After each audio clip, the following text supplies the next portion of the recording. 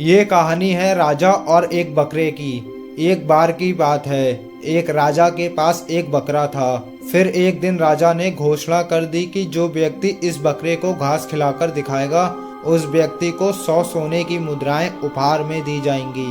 बकरे ने घास खाई है या नहीं, इसकी परीक्षा स्वयं राजा करेंगे।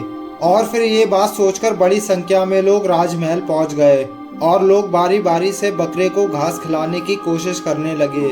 लेकिन बकरा जैसे ही राजा के सामने जाता तो राजा उसके आगे घास रख देता और बकरा उस घास को खाने लगता। काफी लोग इस काम में असफल हुए। सभी लोग ये मान चुके थे कि बकरे को घास खिलाना नामुमकिन है। उसी राज्य में एक बूढ़ा व्यक्ति बहुत बुद्धिमान था। उसने बकरे को अपने साथ लिया और जंगल में ले गया। पहले तो उसने बकरे को पेट भर के घास खिला दी। फिर जैसे ही बकरा घास खाने की कोशिश करता तो वो बूढ़ा इंसान उस बकरे को डंडे से मारने लगता था। और ऐसे करते करते सुबह से शाम हो गई।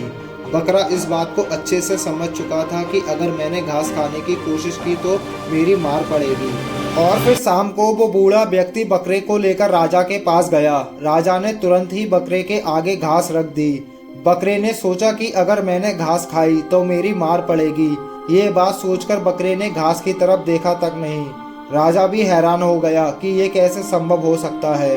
इस कहानी से हमें ये सीख मिलती है कि हमारे जीवन में कोई भी बड़ी से बड़ी समस्या क्यों ना हो, उसका कोई ना कोई समाधान जरूर होता है।